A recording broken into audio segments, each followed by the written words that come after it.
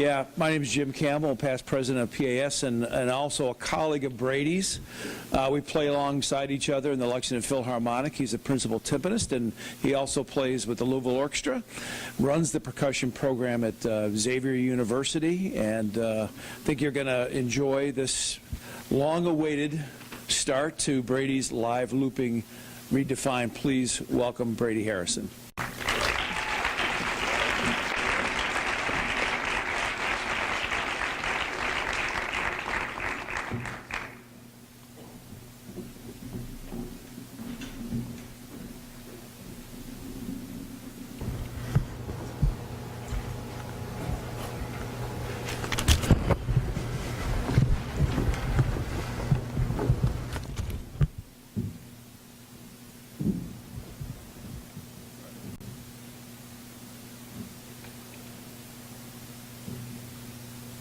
Day. In. Ain. N. D. Ne. N. Fa.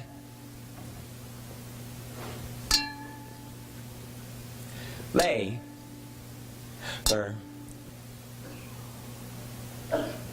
See. Z. Day. T. In.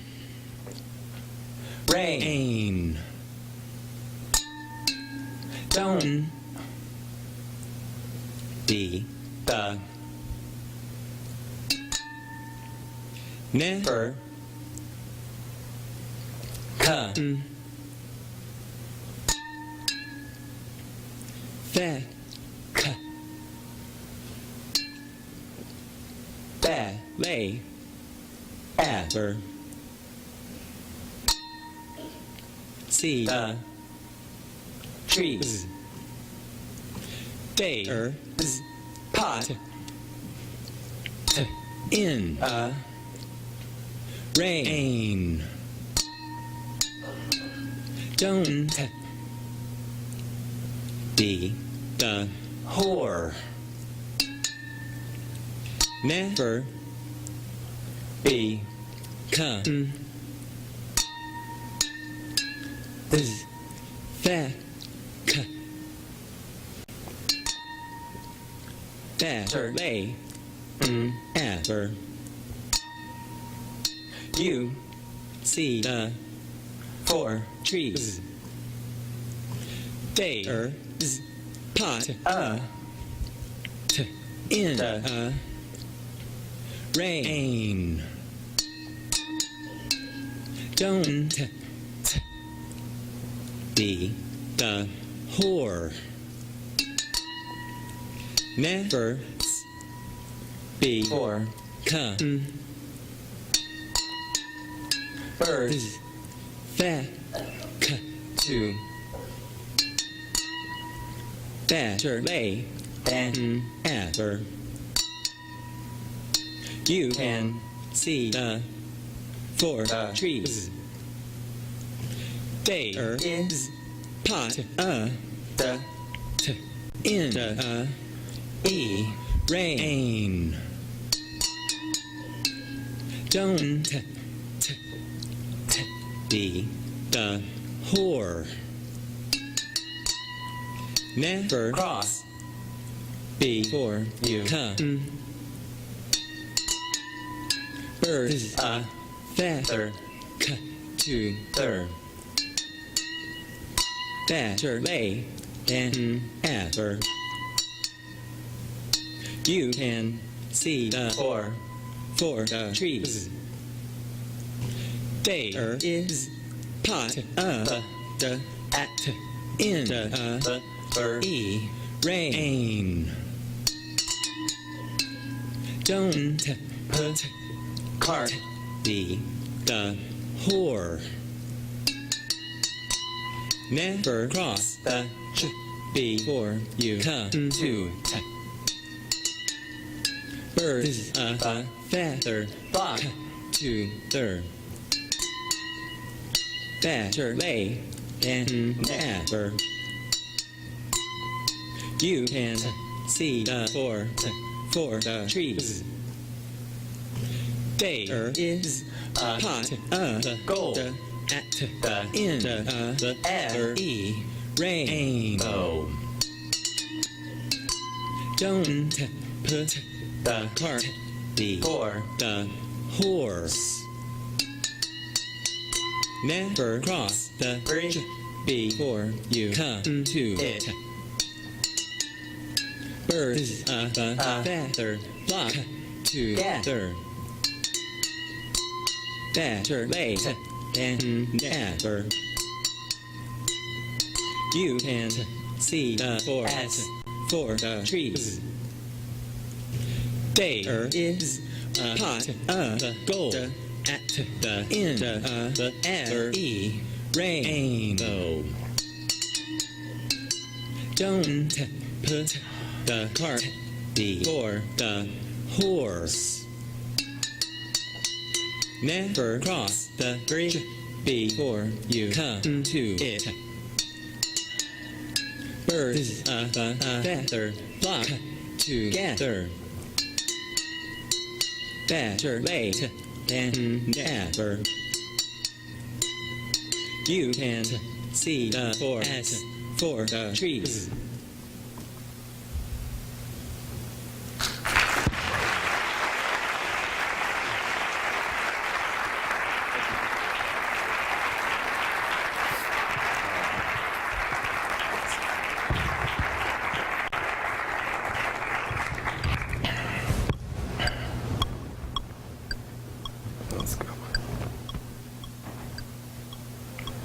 So that was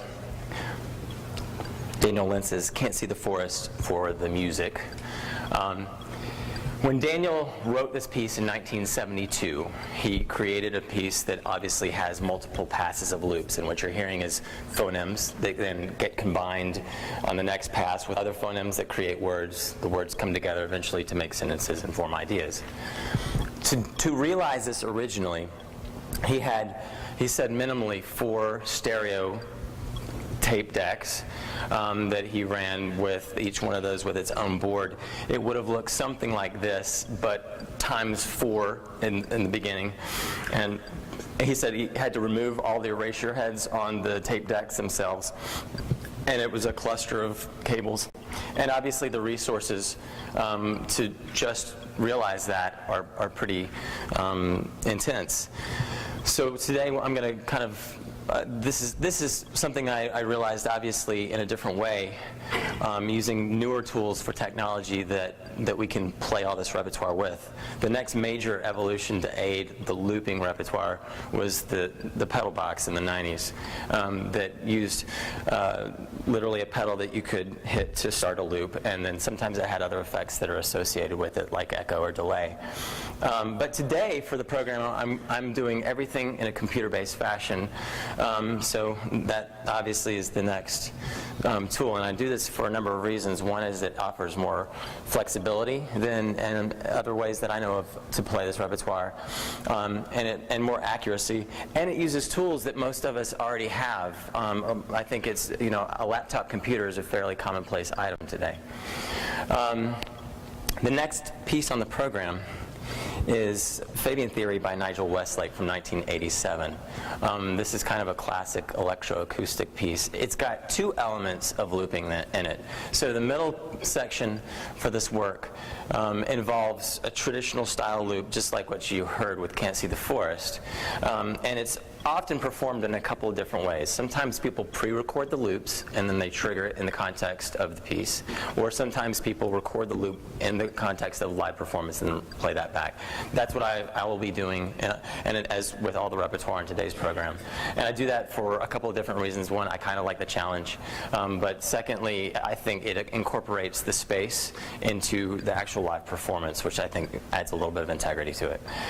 The second kind of looping process that Westlake uses is called digital delay, and sometimes you'll hear it called delay or echo effect. And the way that he uses it compositionally is quite ingenious, because he specifies the actual millisecond of delay, so the time in between each gesture. So you could think of a delay as literally an echo. But I'll give you two examples of a changing millisecond delay. Echo, echo, echo, echo. Now, if you change the millisecond delay shorter, echo, echo, echo, echo. You get it. It's just it's tighter. The same. He also specifies the feedback generation on it. So how much volume each one of those following echoes happens. So echo, echo, echo, echo, echo, or echo, echo, echo. You get it. What he does then is he ties all the tempos to this work into the millisecond delay that he specified, so that it creates almost a constant polyrhythmic texture for the entire piece. We'll talk more about the components that are involved to realize this music after Fabian Theory.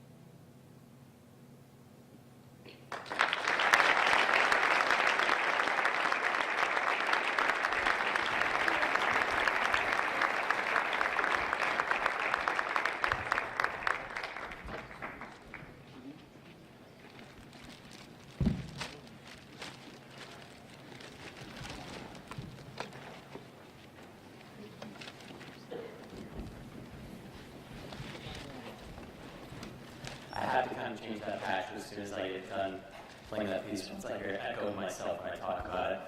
So I want to now briefly break down some of the basic components of a computer-based loop system. Obviously, first and foremost, there's a computer, and it doesn't matter, Mac, PC, it's completely irrelevant. Secondly, it's software. So everything I'm doing today is using a piece of software called Ableton Live. There's a lot of different software that will play this music, and in fact, for the first piece that I played, I know of at least 2 other Max patches that have been specifically made for that work. The reason I use Live is because it's pretty user-friendly for any looping-based kinds of things that you do. It also has a lot of flexibility, and it actually comes now with part and parcel with Max, a version of Max for it. This is a part of the process, the supply chain, so to speak, that a lot of people don't realize, but there's got to be an audio interface or an input-output device. What that does is it takes an audio signal, whatever that sound is, if it's an electric guitar or a microphone, and it converts that signal to a digital signal, and it sends it to the computer, so the computer understands it and knows how to change the sound however it wants. And then the computer then sends that signal back to the audio interface, which sends it out to the speaker. So it's kind of a translator, so to speak. The next part, obviously, in this chain are microphones. So a few words about microphones. We don't have, obviously, a session where we can get into specifics on microphones, because that's a whole huge, deep world. But just suffice it to say that with looping, and with pretty much anything, your microphone choice is important to be task-specific. So there are a lot of different kinds of mics on stage here right now. Some of them are dynamics, some are condenser, they have different patterns because they do different things. But the guiding light for all of that is, what does it sound like? It's the same question that you ask yourself as a musician when you're trying to choose mallets or decide how to phrase something. So just listen to it critically, and we try different mic placements, different kinds of mics. And then the other aspect of miking that's kind of particular in looping is isolation of sound, because what we're doing a lot of times is we're recording something in real time on a stage, and when that happens, we want to get just that sound source most of the time instead of something else that's happening over here. So this next piece, I'll be joined with flute and cello, and Amy, our cellist, this is a good example of like task-specific isolation for mic. We had a hard time trying to come up with a solution that didn't have the lead and that worked for our setup. But you might notice she's got this mic. We finally figured it out. It's made by DPA. It clips right on the strings of the cello and it gets right up under where she plays. So it really isolates that sound quite specifically. There's one other part of this puzzle. Well, if you step back and look for a moment, all of what we've talked about so far, you can apply to a million different things. So if you're making an audition recording, microphone, audio interface, computer, like it'll be a high quality recording. If you're doing any kind of electroacoustic work, you could use this for, or a piece with a soundscape, a pre-made soundscape, or anything that you're singing with video. That's one of the reasons I like to use this as a base, because it has a lot of different applications, even live sound. One thing that is more particular just to live looping, though, is some kind of a hardware controller.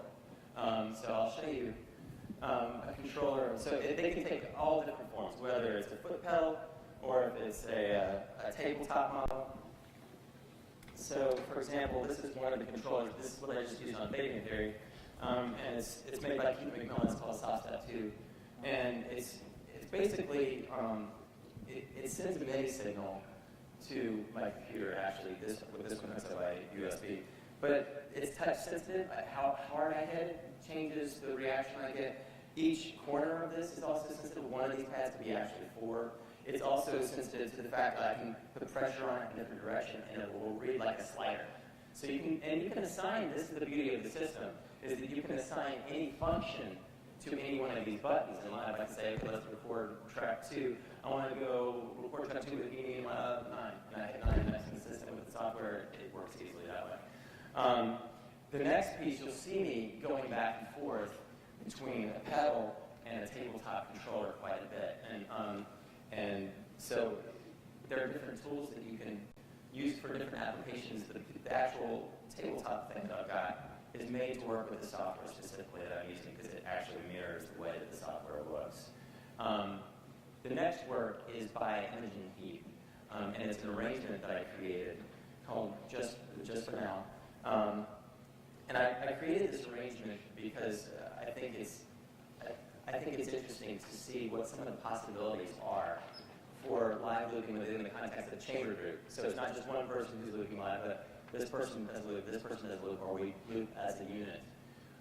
So it creates a lot of other textural possibilities. So just for now.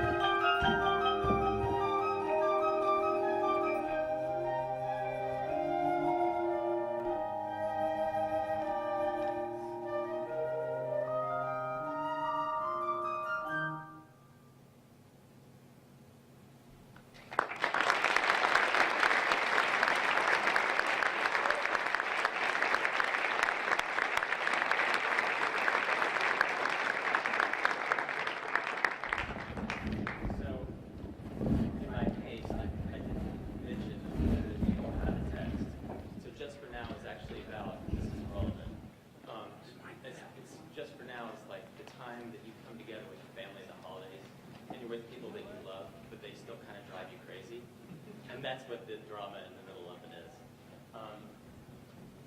So far what we've covered, all these components are really important for looping, but there's one thing that is the most valuable part of the chain that we have not talked about yet. Does anybody know that is like an instrument? So an on-stage monitor just wouldn't work. You have to have an in-ear monitor. You can use wireless or wired. It doesn't really matter. I prefer to use wireless because I move around a lot. If you do use a wireless monitor, then make sure that it has a limiter on it. And I can't stress that enough, having made the mistake of getting one without a limiter. What that does is it keeps any radio frequency, like interference, from in your ear while you're playing, and you feel like shell shock when that happens, and it's terrible.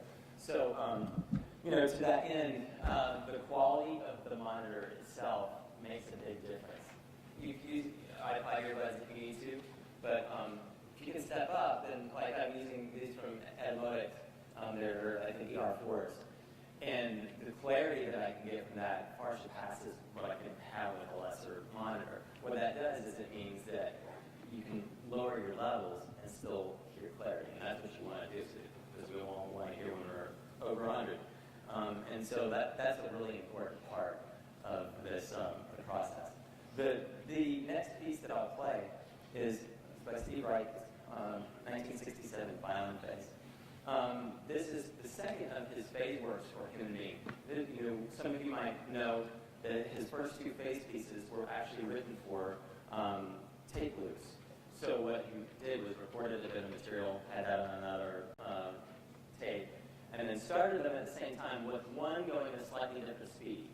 So that, you start together and then eventually you get a hiccup and the hiccup gets bigger until they just have a completely different relationship with one another. Well, originally violin phase was written for 4 violins, and the phasing happens additively. So violin 1 starts and violin 2 joins in and phases against that person until they lock into a pattern, and then the pattern continues. He writes provisions in the original score that a violinist could realize this as a solo work if they pre-recorded the loops and then work with an audio engineer in the performance on when and how to start the loops so that it was seamless. So this is just another example of how live looping, like the technology we have today is redefined what we can do with live looping. So I'll be playing this today on the Malacat, and again, that's just feeding into Ableton Live, and I'll be recording each one of those loops and then phasing against that in the process, and then recording that new phase as it's set up. There are a couple of things that are interesting about this to me, and one is that I can control the sound differently with the Malacat. So you might notice that I can get a brighter or a darker sound depending on my touch. And what I do is I use that to pull out when it's in a process of phasing and versus when it's settled. The other thing that I realized after originally preparing this piece and kind of analyzing it and thinking about it for a while is that it seemed kind of monochromatic. It was too much the same coming out of the speakers. And so what I did was I realized a way to put each one of the violins on a separate speaker in a 4-way sound so that an audience that's in the middle would get the whole, the composite, but they hear each sound source coming from a different direction. I really think that this is, in many ways, even though this was never Wright's intent, it's more similar to what the idea was, because if you think about 4 violins playing on stage, that truly is 4 different sound sources. And it has a different feel than it, like one speaker leading out all the sound. I'll be happy to take any questions afterwards. I know we started a little bit late, so and if we don't have time for that, then I'm always welcome to happy to talk to any close back. I have a few thank yous to make. Thank you to Xavier University for supporting this project. Thank you to Yamaha, Sagan, Innovative Percussion, and the reason that I use those instruments is the same reason that ties into the process of what we've been talking about earlier today.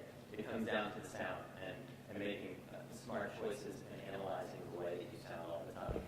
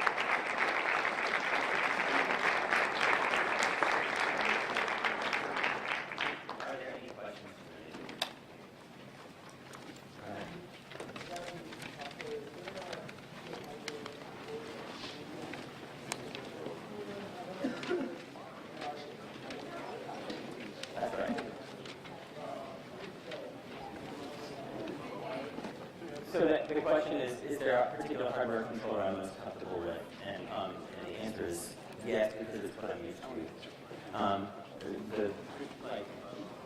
The tabletop controller that I've got works really well with the software that I use. They, even since then now, the company Ableton that makes that software has come out with their own controller for the software, which is super beefed up. I mean, to get into it, you don't really need the best and brightest. You need something that stock will work. This thing is called an ABC 40. It's made by Akai. But now Ableton's got their own controller. But there are a million controllers, and all of them work well. See, the thing that's so cool about that software is it's hyper flexible. You can assign it to anything that's going to send a MIDI signal. So, like sometimes I'm using just like a little Boss 2-part pedal thing, and I still use Live to do that. So you can do a lot of stuff, but just not any control. When you were doing, I think it was the second piece, Sure. Some of the audio you're recording is at different lengths. Mm-hmm. Were you like starting and stopping the clips, or did you have preset clip lengths? I'm talking about what I did on Roomba. Yeah. Maybe I'm thinking the wrong piece, but there's times where it seemed like the clip length was already preset that you were going to be looping into. No, like for what I do on Fading Through on the Roomba is actually I have a start and then I have it set so that it will. So I'm not using a metronome or a click track for that piece until I do the loop in the middle, and I have it set so that I can hit a pedal and I have a count in of 1 bar. And what I do is I coordinate my foot with where my hands are on the piece. So then I hear 6 counts, and then it starts recording, and I set it up to do that automatically. And then what happens is I have to click down again within a bar, and then it knows how to, So you still have to tell it to stop. That's right. I'm telling it when to start and when to stop, and I've programmed it to start and give me 1 bar of counting in so that I make sure that we're synced in. Other questions? Go ahead. With Ableton, are you able to predetermine a form with your piece and with that, the effects that go along with that piece? Like you can automatically have delay with as long as you're performing with the track. Yeah, so, yeah, that's the fluid part of Ableton. So what I have to do is I figure out a roadmap. I mean, and some of you might know this, but Ableton is well known in like DJ circles. That's who really utilizes the software. And I think it has a lot of application for classical or concert performers that is not tapped into. That's why I'm kind of playing with it right now. But when I did something like just now the pieces, the chamber piece, that structured, I really have to get a little bit meticulous and map all this stuff out. And then I have to find a way to control, because sometimes I'm starting track 2, and then sometimes I'm starting track 2 and 3 at the same time, and then I have to find another way to do it. There are tons of workarounds. That's why I like using a computer-based system, is because it does offer so much flexibility. But this flexibility takes a little bit of a learning curve to get comfortable with, but it can do just about anything. Any other thoughts or questions? Thank you so much for coming. Thank you all.